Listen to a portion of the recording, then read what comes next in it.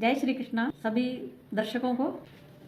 आपके सामने आज रिद्धि मित्तल और सिद्धि मित्तल श्रीमद् भगवद गीता की लर्निंग डेली बेसिस पर कर रहे हैं और ये आपके सामने आप देखिए कि किस प्रकार से ये गीता का प्रस्तुतिकरण करते हैं और गीता को गाते हैं। ये रोज़ाना यहाँ पर आकर भगवद गीता की शिक्षा को रेगुलर बेस पर ग्रहण कर रहे हैं और मुझे भी बहुत अच्छा लग रहा है। तो आप रिद्धि और सिद्धि मित्तल आपके सामने श्रीमद् भगवद गीता तृतीय अध्याय कर्म योग को आपके सामने उच्चारण करेंगी। ओम श्री परमात्मने नमः। अथ तृतीयोऽध्यायः। जायसि चेत् कर्मस्ते मता बुद्धिर्जनार्दन तत्किं कर्मणि घोरे मां नियोजयसि केशव। व्यामिश्रेणैव वाक्येन बुद्धिं मोहयसीव मे। तदेकं वद निश्चित्य येन श्रेयोऽहमाप्नुयाम्। लोकेऽस्मिन् द्विविधा निष्ठा पुरा प्रोक्ता मया नघ। ज्ञानयोगेन साङ्ख्यानां कर्मयोगेन योगिनां। न कर्मणामनारम्भा अन्नैष्कर्म्यं पुरुषोऽश्नुते। न च सन्न्यासनादेव सिद्धिं समधिगच्छति। न हि कश्चित् क्षणमपि जातु तिष्ठत्य कर्मकृत्। कार्यते ह्यवशः कर्म सर्वः प्रकृतिजैर्गुणैः। कर्मेन्द्रियाणि संयम्य य आस्ते मनसा स्मरन् इन्द्रियार्थविनिर्मूढात्मा मिथ्याचारः स उच्यते। यस्त्वेन्द्रियाणि मनसा नियम्यात् भवते अर्जुन। कर्मेन्द्रियैः कर्मयोगं सक्तः स विशिष्यते। नियतं कुरु कर्म त्वं कर्म ह्यकर्मणः। शरीराज्ञापि च तेन प्रसिद्ध्येद कर्मणः। यज्ञार्थात् कर्मणोऽन्यत्र लोकोऽयं कर्मबन्धनः। तदर्थं कर्म कौन्तेय मुक्तसङ्गः समाचर। सः यज्ञाः प्रजाः सृष्ट्वा पुरोवाच प्रजापतिः। अनेन प्रसविष्य धूमेश वो सृष्ट कामदुःख। देवान् भावयतानेन ते देवा भावयन्तु वः। परस्परं भावयन्तः श्रेयः परमाप्स्यथ। इष्टान् भोगान् वो देवा दास्यन्ते यज्ञभावितः। तैर्दत्तान् प्रदायैभ्यो यो भुङ्क्ते तेन एव सः।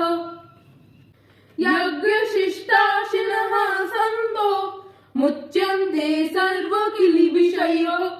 भुञ्जते ते त्वघं पापा ये पचन्त्यात्मकारणात्। अन्नात् भवन्ति भूतानि पर्जन्यादन्नसम्भवः। यज्ञात् भवति पर्जन्यो यज्ञः कर्म समुद्भवः। कर्म ब्रह्मोद्भवं विद्धि ब्रह्माक्षर समुद्भवम्। तस्मात् सर्वगतं ब्रह्म नित्यं यज्ञे प्रतिष्ठितम्। एवं प्रवर्तितं चक्रं नानुवर्तयति यः। अगायुरिन्द्रियारामो मोघं पार्थ स जीवति। यस्तु आत्मरतिरेव स्यादात्मतृप्तः मानवः। आत्मन्येव च सन्तुष्टः तस्य कार्यं न विद्यते नैव तस्य कृतेनार्थो नाकृतेनेह कश्चन न चास्य सर्वभूतेषु कश्चिदर्थव्यपाश्रयः तस्मादसक्तः सततं कार्यं कर्म समाचर असक्तो ह्याचरन् कर्म परमाप्नोति पुरुषः कर्मणैव हि संसिद्धिम् आस्थिता जनकादयः लोकसङ्ग्राममेवापि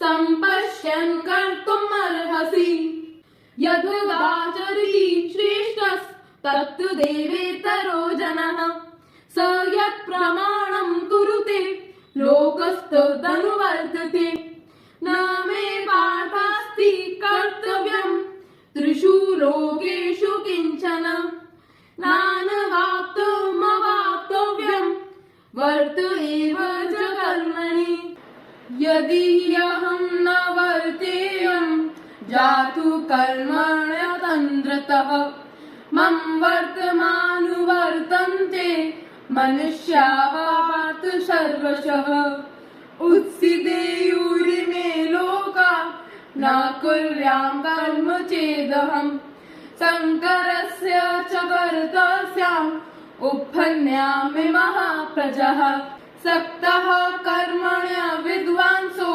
यथा कुर्वन्ति भारत कुर्याद् विद्वांस्तथा सक्तश्चिकीर्षु लोकसङ्ग्रहम् न बुद्धिभेदं जनयेद ज्ञानां कर्म संगिनां जोषये सर्वकर्माणि विद्वान् युक्तः समाचरन् प्रकृतेः क्रियमाणानि गुणैः कर्मणि सर्वशः अहंकार विमूढात्मा कर्तहमिति मन्यते तत्त्वविदु महाबाहो गुणकर्म विभागयोः गुणागुणेषु वर्तन्ते इति मत्वा न सज्जते प्रकृतिर्गुणसम्मूढः सज्जते गुणकर्मसु तानि रसन् विदो मन्दान्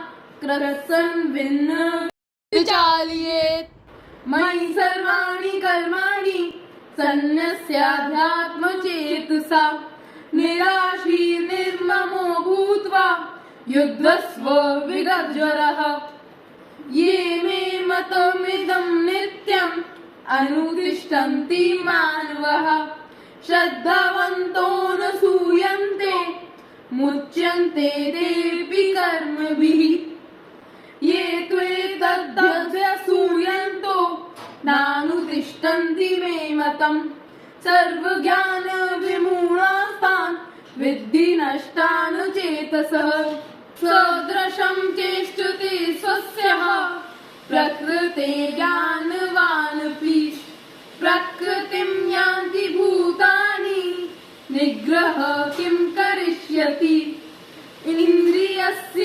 इन्द्रियस्यार्थे रागद्वेषौ व्यवस्थितौ तयोर्न वशमगच्छतौ हयस्य परिपन्थिनौ श्रेयान् स्वधर्मो विगुणः परधर्मात् स्वनुष्ठितात् स्वधर्मे निधनं श्रेयः परधर्मो भयावहः अथ केन प्रयुक्तोऽयं पापं चरति पुरुषः अनिगच्छन्नपि वाष्णेयः बलादेव नियोजितः काम एष क्रोध एष रजो गुण समुद्भवः महाशनो महापाप्मा विद्येन मिहिवैरिणम् धूमेनाव्रियते वह्निर् यथा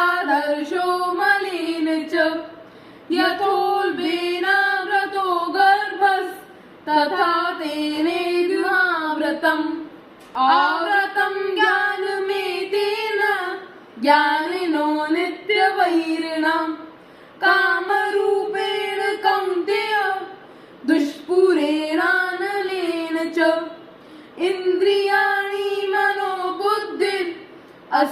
तदधिष्ठानमुच्यते एतैर्वै मोहयत्येष ज्ञानमावृत्य देहिनम् तस्मात् त्वमिन्द्रियाणादौ नियम्य भरतर्षभ पाप्यमानं प्रजह्यूनं ज्ञानविज्ञाननाशनम् इन्द्रियाणि पराण्याहुरिन्द्रियेभ्यः परं नमः मनसस्तु परा बुद्धियो बुद्धेः परतस्तु सः एवं बुद्धेः परं बुद्ध्वा संस्तभ्यात्मानमात्मना जहि शत्रुं महाबाहो कामरूपं दुरासदम् ॐ तत्सदिति श्रीमद्भगवद्गीतासु उपनिषत्सु ब्रह्मविद्यायां योगशास्त्रे श्रीकृष्ण अर्जुन संवादे कर्मयोगो नाम तृतीयोऽध्यायः। धन्यवाद।